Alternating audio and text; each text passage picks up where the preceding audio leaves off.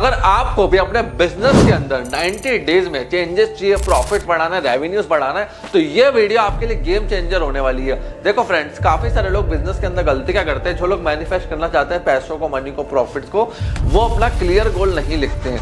अगर आपको 90 दिन में प्रॉफिट्स को अचीव करना है तो सबसे पहले डायरी और पेन पेपर लो, उस पर लिखो कि 90 दिन में ये मेरा रेवेन्यू टारगेट है, ये मेरा प्रॉफिट का टारगेट है। जितना आप लिखोगे उतना क्लैरिटी आएगी। और इस चीज़ का भी ध्यान रखना, ज़्यादा नहीं लिखना है, ज़्यादा लिखने में, पढ़ने में नहीं आता।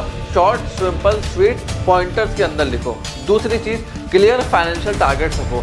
जो भी आपको बिजनेस में अचीव करना है क्लियरली लिखो कि मेरे को 1 करोड़ का रेवेन्यू करना है, उस पर 10 लाख का प्रॉफिट करना है। और प्रॉफिट करना जरूरी है। काफ़ी सारे लोग रेवेन्यू लिख के छोड़ जाते हैं, लेटर और लॉस में चले जाते हैं। प्रॉफिट एक बिजनेस ओनर, कंपनी की ग्रोथ के लिए मेन होता है, इसलिए प्रॉफिट लिखना बहुत ज़्यादा जरूरी है। तो उसको ब्रेक डाउन कर दो कि अगर 3 महीने का 90 दिन का गोल है तो 30 डेज में कितना करना है और 7 डेज वीकली में कितना करना है, वो बहुत ज़्यादा जरूरी है। जैसे किसी का 5 करोड़ का रेवेन्यू का गोल है साल का, तो महीने का करीब करीब 50 से 60 लाख के बीच में हो गया। और उसके बाद वीकली उसको डिवाइड कर दो कि 10 से 15 लाख, 12 लाख वीकली करना है। लोग क्या साल का लिख के छोड़ देते हैं, महीने में डिवाइड नहीं करते, क्वार्टरली डिवाइड नहीं करते, वीकली डिवाइड नहीं करते, जो सबसे बड़ी गलती होती है। फिर जब आप बड़ा धंधा बना रहे हो, स्केल कर रहे हो, मैनिफेस्ट कर रहे हो ना, तो आपको समझना पड़ेगा profit mindset versus revenue mindset. कुछ क्लाइंट सिर्फ रेवेन्यू आपको देते हैं खर्चा चलाने के लिए, उनको ऑटोमेट करो, एक प्रोसेस सिस्टम बना के डाल दो। बट जो आपको क्लाइंट प्रॉफिट देते हैं या जो आपको चीज़ें प्रॉफिट देती है आपके धंधे के अंदर, उन पर आप खुद फोकस करो। आपको बड़े काम पे लगना है जिनसे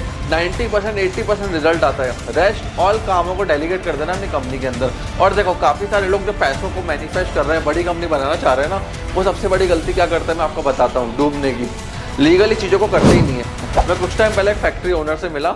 उस भाई ने क्या करा, शहर के अंदर बहुत बढ़िया काउंटर दुकान चला रहा था। एक दिन उसने सोचा भैया मैं खुद की फैक्ट्री आउटलेट डाल देता हूँ। अब उसने क्या करा, कहीं गया आउटर एरिया में, लैंड बाय कर ली, उसके ऊपर फैक्ट्री लगा दी, उसके ऊपर मशीन ले आया, उसके ऊपर 50 करोड़ रुपए का लोन ले लिया।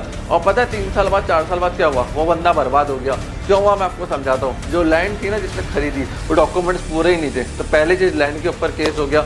अब जो फैक्ट्री थी उसका नक्शा ही पास नहीं था। अब जो फैक्ट्री का नक्शा पास क्यों नहीं था, क्योंकि मेरे पड़ोसी ही नहीं करा रखा, किसी ने मार्केट में नहीं करवा रखा था, आसपास पूछ के आ गया, सबने ऐसी बना ली तो उसने भी ऐसी बना ली। जब जमीन के ऊपर केस हुआ तो फैक्ट्री के ऊपर भी हो गया केस, तो नक्शा ही पास नहीं है। फिर उसके बाद जो मशीन डाली, जब फैक्ट्री पे केस चल रहा है, जमीन पे केस चल रहा है, उसके ऊपर से मशीन के ऊपर वो लोन लेकर आ गया, उसकी ब्याज जा रही है मशीन के ऊपर, तो वहाँ पे खर्चा निकालना भारी पड़ गया, क्योंकि मशीन लगा लिया, लोन ले लिया, लेबर लगी, सब कुछ लग गया, तो वो केसेस में कोर्ट के चक्कर में उलझ के रह गया। तो आप इन चीज़ों को समझो, जीएसटी टाइम पे भरना, इनकम टैक्स टाइम पे फाइल करना, बुक्स की ऑडिटिंग कराना, अकाउंटिंग करना।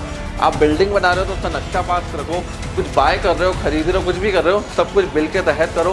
प्रॉपर्टी ले रहे हो, बिजनेस में इन्वेस्टमेंट कर रहे हो, तो सब कुछ एक अच्छे लॉयर से चेक करवा के लो। प्लस अच्छे सीएस अकाउंटेंट्स आपके पास होने चाहिए।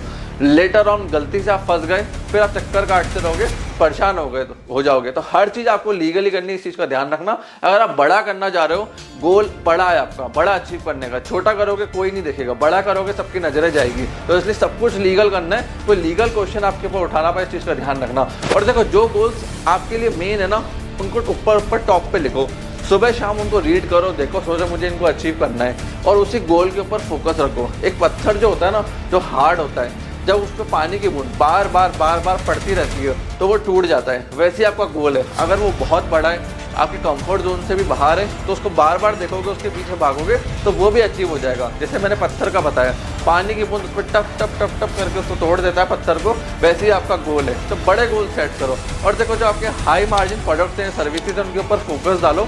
तो लो मार्जिन पे जाओगे तो प्रॉफिट कम होगा, हेडेक ज़्यादा होगी। हाई मार्जिन पे जाओगे, प्रॉफिट ज़्यादा होगा, ग्रोथ ज़्यादा होगी। और एक ओनर सीईओ डैशबोर्ड बनाओ कि मेरी सेल्स आज कितनी आई है, मेरी लीड्स आज कितनी आई है, मेरा कैश इन कैश आउट कितना हुआ है, कैश कितना है, आउट कितना हुआ, सेल्स कितनी है, प्रॉफिट कितना है, अभी कैश बचा कितना है, मेरे पास लीड कितनी है, मार्केटिंग में क्या चल रहा है। एक ओनर डैशबोर्ड बना लो, ताकि आपकी टीम ओनर डैशबोर्ड के अंदर सारा डेटा डाल दे और आप इवनिंग में 5 बजे उस डेटा को ऑडिट कर पाओ, कंपनी का चल क्या रहा है। और कोई एक दिन निकाल के सैटरडे संडे पूरी कंपनी का ओवरव्यू ले पाओ, ऑडिट कर पाओ।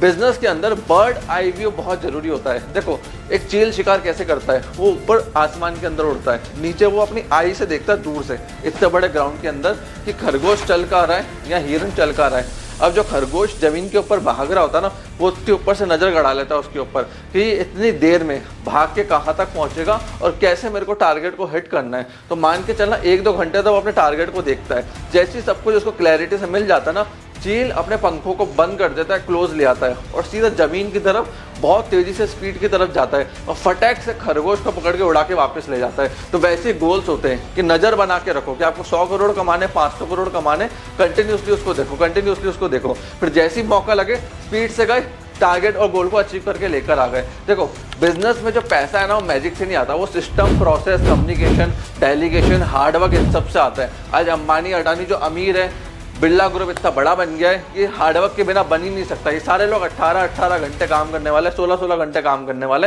हार्डवर्क भी जरूरी है, कंसिस्टेंसी भी जरूरी है, प्रोसेस भी जरूरी है, सिस्टम भी जरूरी है। और देखो अपने टीम के भी केपीआईज बनाओ। डेली पूछो अपने सेल्स के लीडर से रेवेन्यू आज कितना आया, कितना अपना केपीआई है। वीकली केपीआई हिट हो रहा ही नहीं हो रहा, मंथली हो रहा ही नहीं हो रहा, ईयरली हो रहा ही नहीं हो रहा, क्वार्टरली हो रहा ही नहीं हो रहा। अपन क्या करते हैं, कुछ 2-3 नंबर पकड़ के छोड़ दिए। टीम के भी केपीआईज बना दो, अभी आप बिजनेस के अंदर अपने गोल्स को अचीव कर पाओगे, बड़े प्रॉफिट्स, बड़ा रेवेन्यू कर पाओगे और बिजनेस को स्केल अप कर पाओगे। फ्रेंड्स, मैं आशा करता हूँ ये वीडियो आपको पसंद आई होगी। पसंद आई तो लाइक एंड कमेंट कर देना। एंड कोई डाउट, क्वेश्चन हो, कमेंट सेक्शन आपके लिए ओपन है, कमेंट सेक्शन में हमसे पूछ सकते हैं। आपने इस वीडियो को यहाँ तक देखा, हम लोग सपोर्ट दिया, उसके लिए धन्यवाद।